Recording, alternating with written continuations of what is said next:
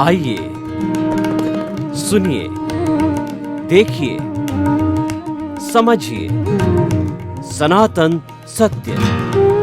जैसी दृष्टि वैसी सृष्टि, दृष्टि विज्ञान। कुदरत, कुदरती रचना एवं कुदरत के कानून से शाश्वत सुख की प्राप्ति। जोधपुर के परम पूज्य महात्मा उपासक प्रोफेसर डॉक्टर सोहन राज तातेड़ के निर्देशन में सनातन सत्य। जैसी दृष्टि वैसी सृष्टि, दृष्टि विज्ञान।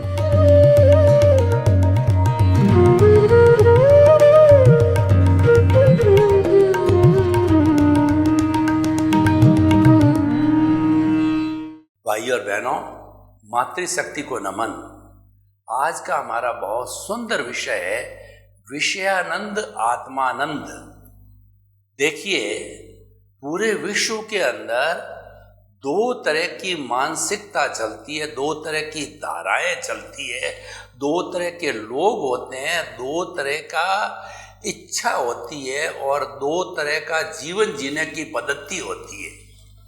एक पद्धति होती है आत्मरंजन की और एक पद्धति होती है मनोरंजन की। नॉर्मल व्यक्ति जो होता है वो सीधा सीधा रास्ता लेता है और 90% क्या 95% लोग जो है सीधा सीधा रास्ता चाहते हैं, वो है मनोरंजन का।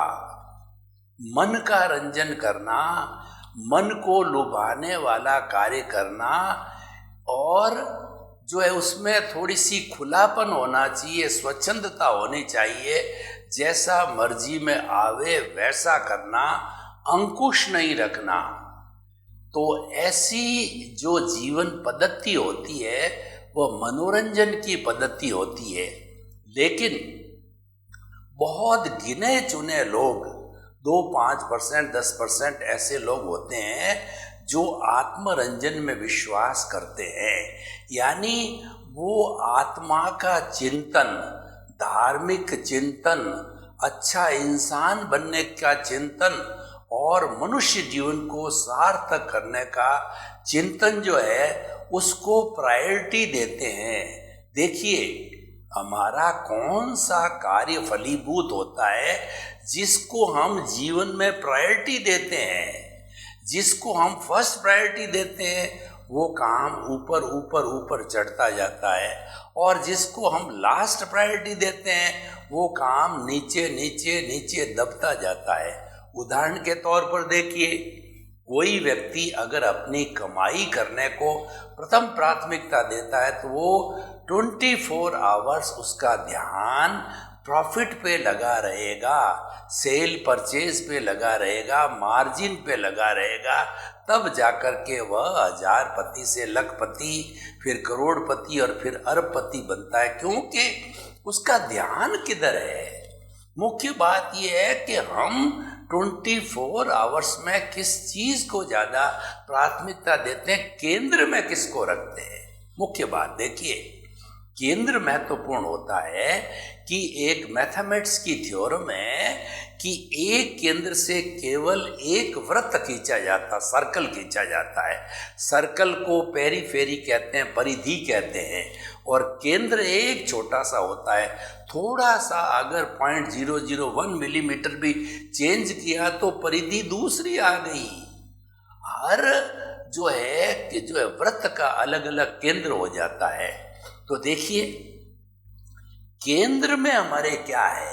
मैं जो है अपने सामाजिक जीवन की बात करूं तो आज से 25, 30, 50 साल पहले सामाजिक जीवन के अंदर, केंद्र के अंदर गुण, गुणी, एथिक्स, अनुशासन, आत्मरंजन, धर्म और बड़ों के प्रति सत्कार, गुरु का सत्कार, अच्छा जीवन जीना, लाज, शर्म और ये चीजें थी। यानी गुणों को प्रधानता थी, मूल्यों को प्रधानता थी।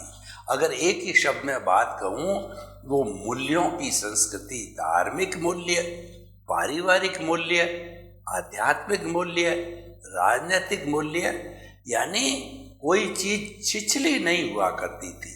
लेकिन समय बदला, आदमी को लोभ पैदा हुआ और हमारे समाज के मापदंड बदल गए। कुछ लोगों का बहुमत हो गया, तो उन लोभी लोगों ने केंद्र को उठा के परिधि पर डाल दिया। और परिधि में पहले क्या था? परिधि में था हमारे संबंध, सत्ता, धन, संपत्ति, परिवार, घर, रिलेशन, ये चीजें थी। तो यानी धन संपत्ति जो पहले परिधि में थी, उन लोगों ने जो वो धन संपत्ति को केंद्र में लाके डाल दिया, आचारवान, गुण गुणी और मूल्यों को परिधि में डाल दिया। तो कितना बड़ा परिवर्तन हो गया कि मूल में भूल हो गई। पुराने जमाने के अंदर जो हमारे ऋषि मुनि थे, उनका अनुशासन चलता था। आप राजा जनक को देखिए, आप दशरथ को देख लिए, राम के पिता को देख लीजिए, और जो गुरुकुल प्रणाली के वाल्मीकि जी को देखिए, और उसके बाद के अंदर जो है वो दशरथ के जो गुरु थे उनको देखिए। यानी ऋषि मुनि जो है उनकी आज्ञा से जो है राजा कार्य किया करते थे। यानी धर्म नीति राजनीति का नियंत्रण करती थी। गुरु की आज्ञा बिना कोई भी जनता का, विशेष विशिष्ट वशिष्ठ मुनि है, वाल्मीकि मुनि है, और बहुत से मुनि हुए हैं बड़े बड़े, उनकी आज्ञा से काम चलता था। लेकिन समय बदल गया। जब आज येन केन प्रकारेण बाई हुक और क्रुक जो है पैसा कमाया जाए, लखपति बना जाए, करोड़पति बना जाए, समाज की मान्यता बदल गई।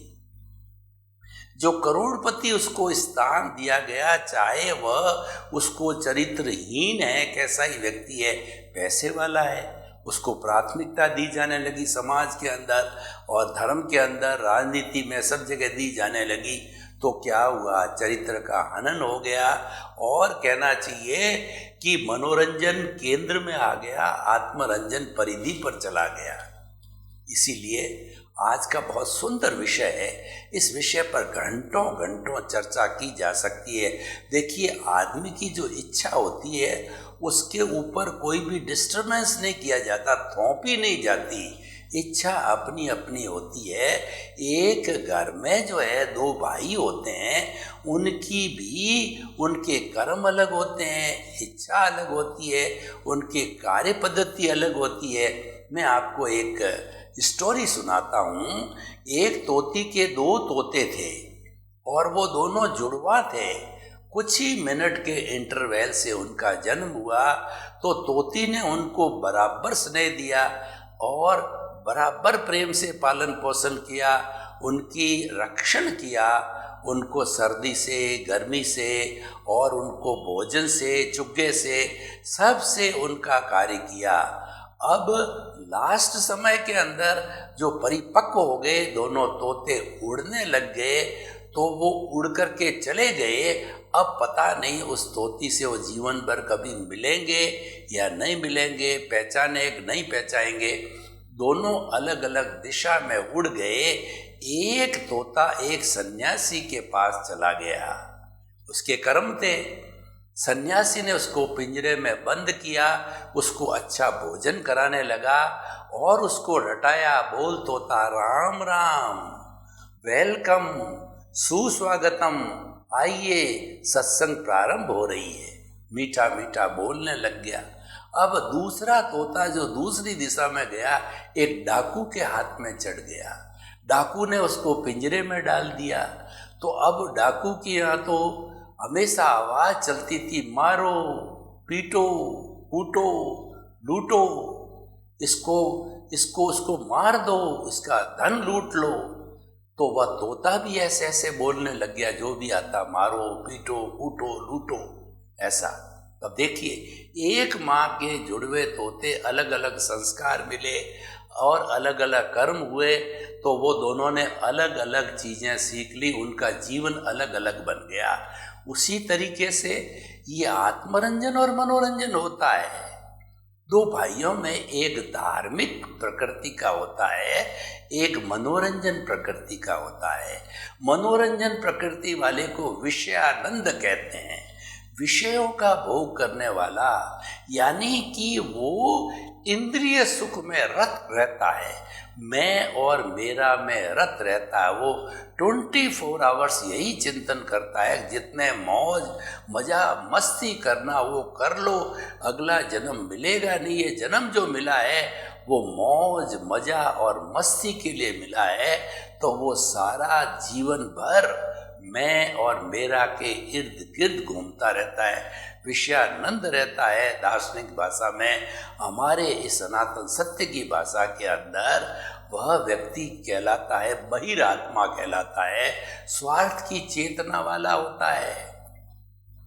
जो व्यक्ति स्वार्थ की चेतना पे काम करता है, बहिरात्मा होता है, विषयानंद होता है, उसका चिंतन अलग होता है।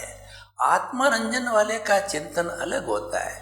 विषयानंद बहिरात्मा का चिंतन क्या होता है कि मैंने पिया, मेरे बैल ने पिया, हुआ डहे तो डहे। पुराने जमाने के अंदर चड़स से पानी निकाला जाता था और वो पानी जो एक डोरी की सहायता से पशु उसको टेपर में गहरा जमीन में जाकर के और चड़स से पानी निकालते थे।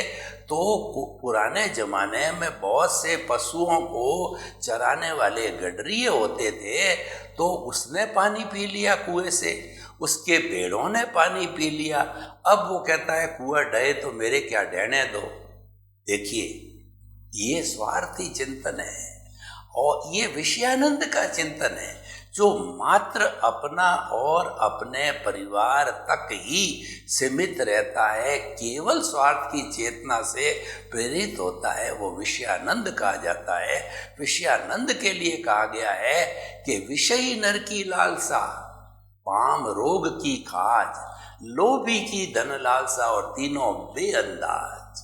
जो विषयी नर होता है, व्यभिचारी व्यक्ति होता है, शरीर का हनन करता है, वीर्य का हनन करता है, दुर्बल हो जाता है, फिर भी विषयों को नहीं छोड़ता, लत पड़ जाती है। और जो पाम रोग का जो खुजली वाला व्यक्ति होता है, वो खुजलाता रहता, चाहे खून बहता रहे फिर भी खुजलाता है, लत पड़ गई। लोभी व्यक्ति होता है, उसको धन बहुत भरा पड़ा है, कोई खाने वाला नहीं है, फिर भी वो इकट्ठा करता रहता है। कहीं पर भी लोक कल्याण, जगत कल्याण, लोगों के भला के लिए, परोपकार के लिए नहीं लगाता है, जबकि वो लगा सकता है। भाई ईश्वर ने दिया है, आपकी पूर्ति हो गई है, तो शेष किस लिए दिया ईश्वर ने? दोनों हाथों से बांटने के लिए। देखिए, धन की 3 गति होती है। पहली, अगर आपके परिवार का भरण पोषण हो जावे, रिलेटिव का सहयोग हो जावे, फिर भी बहुत पैसा है, तो दोनों हाथों से आप डोनेट कीजिए। लूले, लंगड़े, अपाइज, मूक, बधिर, विधवा, अनाथ, वृद्ध, ऐसा हमारे देश में तो स्कोप है कि 50% लोग गरीबी रेखा के नीचे जीवन यापन करते हैं, यानी उस धन का सदुपयोग करने का बहुत स्कोप है हमारे देश के अंदर। पर करना ना करना अपनी अपनी इच्छा है, कोई जबरदस्ती करा नहीं सकता है। तो हम विषयी नर की बात कर रहे थे। लोभी इकट्ठा करता रहता है और उसके अंतराय लगी रहती है, वो दान दे नहीं सकता। क्यों ने पूर्व जन्म के अंदर उसी ने किसी को दान देने में व्यवधान डाल दिया, तो उसके व्यवधान आ गया। घर में पैसा बहुत है, लेकिन एक फूटी कौड़ी भी किसी को देने की उसकी इच्छा नहीं होती, वो देता नहीं होती है। तो धन अगर सदुपयोग न किया जाए, परिवार लोगों के अच्छे उपयोग के लिए नहीं लिए जाए, तो एक समय आता है कि धन ऑटोमेटिकली विनाश को चला जाता है। क्योंकि ये लक्ष्मी है, बहुत चंचल है।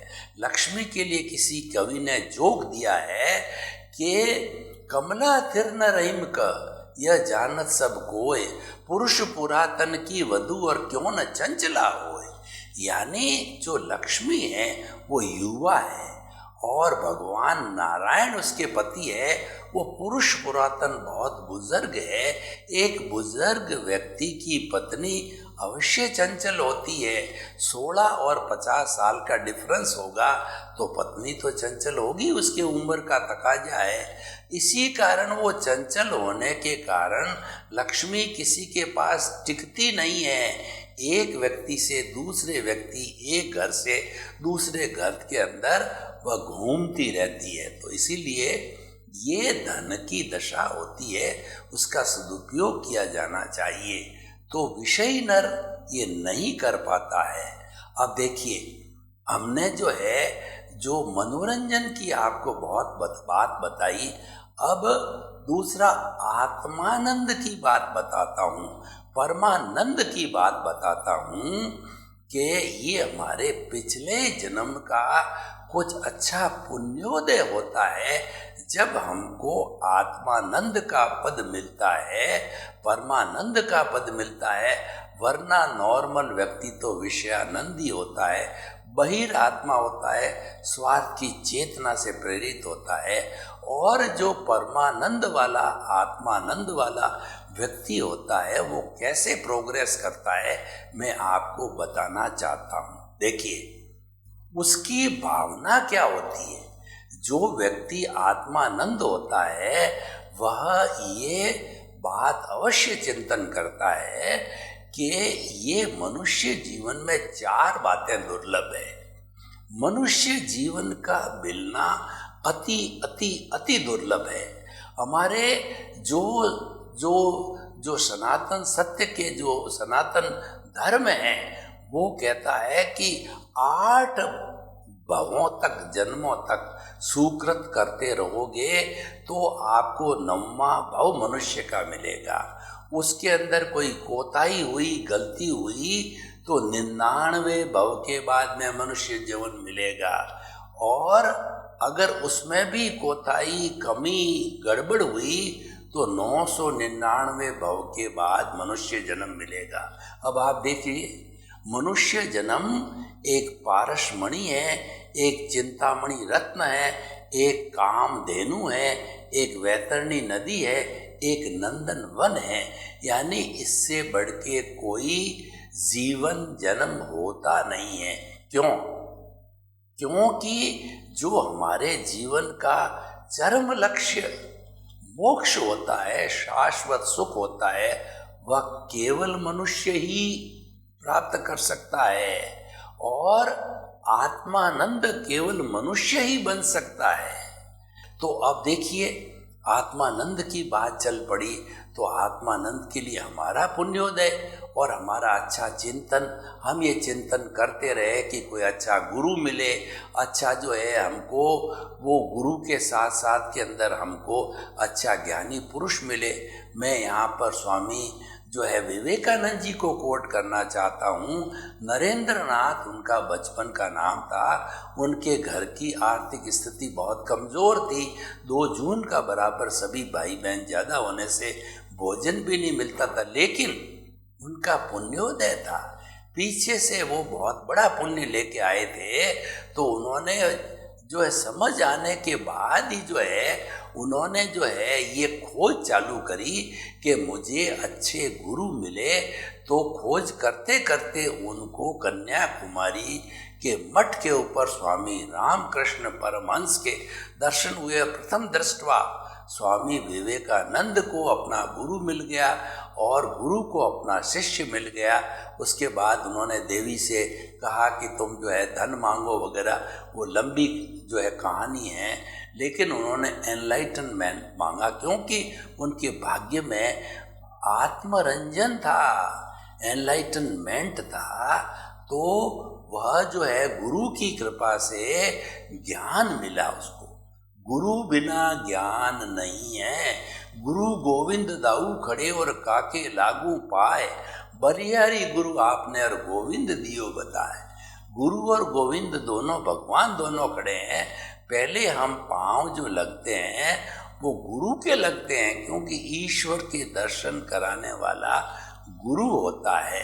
तो इसीलिए भाई और बहनों, हम आपको बताना चाहते हैं कि वो ज्ञान दिया गुरु ने। सच्चा गुरु हमको ज्ञान देता है।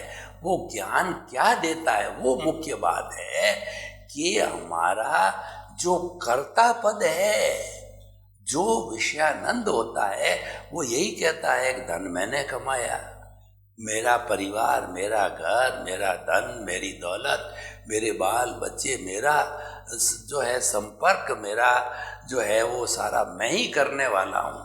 सब कुछ मैंने किया, मेरे परिश्रम से मैं बड़ा हुआ और मैंने इतना कमा करके और इतना घर धन दौलत को इकट्ठा किया। मेरा तक वह सीमित रहता है, तो वो कर्ता पद होता है। उस कर्ता पद पे गुरु चौकड़ी लगा देता है। और चौकड़ी कब लगती है कि हमारा जो दर्शन मोहनीय अनंतानुबंधी कषाय है, जिसके कारण हम कर्ता बनते हैं, जिसके कारण हम कर्मों का बंधन करते हैं। कर्ता पद होने से ही कर्म का बंधन होता है। अकर्ता होते ही कर्म हो ही नहीं सकता, क्योंकि कर्म करने वाला खुद है ही नहीं, तो बंधन कहाँ से होगा। अकर्ता मतलब काम करने वाला मैं नहीं हूँ। तो इसीलिए जब वो मैं और मेरा छूट जाता है, तो वह हमारे को वो आत्म पद पे बिठा देता है। अंतर आत्मा पद पर बिठा दिया, आपको अकर्ता बन गए। और वो एक ऐसा टर्निंग पॉइंट है कि जो ही आपको आत्म पद पर बिठाया, त्यों ही हमारे मूल स्वरूप की आत्मा, तो भीतर प्रभु विराजमान है, उसमें से आत्म सत्ता में से प्रज्ञा निकलती है, प्रज्ञा जागृत होती है। फिर वो आपको प्रज्ञा कंट्रोल करेगी। आपको विषयानंद को अज्ञा कंट्रोल करती थी, क्रोध मान माया लोभ कंट्रोल करता था, कार्बन शरीर कंट्रोल करता था। अब वो प्रज्ञा जब आपको कंट्रोल करेगी, तो आपको हर क्षण सचेत करती रहेगी, तुम ज्ञानी पुरुष हो। तुम जो है इस अज्ञा का जो कुछ भी तन्मयाकार नहीं होना, जो कुछ भी तुम्हारा ये जो है और प्रारब्ध और उदय चल रहा है, जो भुगतान चल रहा है, उसके साथ मत जुड़ो। वो जुड़ने नहीं देती है। ज़्यादा फोर्स से जुड़ भी जाता तो खींच करके हमको प्रज्ञा के जगत में लाती। कौन सा जगत? हमको ज्ञाता दृष्टा रखती है कि तुम तो जो कुछ भी मन वचन काया से चल रहा है, उसका मात्र जानने वाले हो, देखने वाले हो। हमको दृष्टि विज्ञान दे देता है, यानी हमारा ऊर्ध्वमुखी विकास हो जाता है। हम ऊपर ऊपर ऊपर प्रोग्रेस करने के लिए लग जाते हैं और हमारा जो है वो विकास होता रहता है। हमारे को भेद विज्ञान करा देता है, अज्ञा और प्रज्ञा का भेद विज्ञान। अज्ञा में शरीर, प्रज्ञा मतलब आत्मा। तो हमको मैं मन वचन काया से मुक्त ऐसा शुद्ध आत्मा हूँ, ये एहसास कराती रहती है। और दूसरा वो ये बताती है कि जो कुछ भी तुम्हारा जो ये प्रारब्ध चल रहा है, वो मन वचन काया तथा उससे जुड़ी हुई हर अवस्था मात्र कुदरती रचना है। उसका संचालन कुदरत करती है। तुमने तो द्रव्य कर्म भाव कर्म और जो है वो द्रव्य कर्म भाव कर्म और मन वचन काया तथा नो कर्म मेरे जो है मेरे स्वयं की वो जितनी भी जो है माया वे आपके सुचरणों में समर्पित करता हूँ। आपने समर्पण किया जब आप अकर्ता बन गए, तब आप अकर्ता बने हुए हो, तो आप जो है वो हर क्षण जो है वो प्रज्ञा के जगत में रहते हो। आप भेद विज्ञान करते हो, मैं अलग शरीर अलग, मन वचन का ऐसे मुक्त, ऐसा मैं शुद्ध आत्मा हूँ। ये दृष्टि विज्ञान करते करते हम जो है वो आत्मा को केंद्र में रखने लग जाते हैं। और देखिए वो गुरु की कृपा इतनी होती है कि हमको हमेशा बनाए रखने के लिए प्रज्ञा मॉनिटरिंग कैसे करती है। प्रज्ञा तीन उपकरण, तीन जो है हमारे अवदान हैं, उसके माध्यम से मॉनिटरिंग करती है। वो तीन बड़े अवदान, तीन जो है हमारे कहना चाहिए वो मेन प्रकल्प क्या है। पहला तो है प्रीति थी। जो ही आपको गुरु ने ज्ञान दिया, अकर्ता बनाया, तब प्रीति थी 100% बिठा दी। रात को 12 बजे भी आपको कोई खड़ा करे तो आप ये कहोगे कि रिलेटिव व्यू पॉइंट से जो आपका नाम है, मेरा नाम सोहन राज है, तो रिलेटिव व्यू पॉइंट से मैं सोहन राज हूँ और रियल व्यू पॉइंट से मैं शुद्ध आत्मा हूँ, ऐसा चिंतन आपका वो करवा देती। इसको प्रीति कहते हैं। और ये हर वक्त बनी रहे, हर वक्त आप मनोरंजन में रहो, आत्मा को केंद्र में मानो, ये बना रहता है। तो इस तरीके से हम विषयानंद और आत्मानंद दो धाराएं हैं, हमको आत्मानंद बनना है। सर्वे भवन्तु सुखिनः सर्वे सन्तु निरामया, लोक के सब जीवों को सुख मिले, शांति मिले, आनंद मिले और सभी लोग जो है मनोरंजन से आत्मरंजन की ओर आकर के शाश्वत सुख को प्राप्त करे। आपके प्रति मंगल भावना।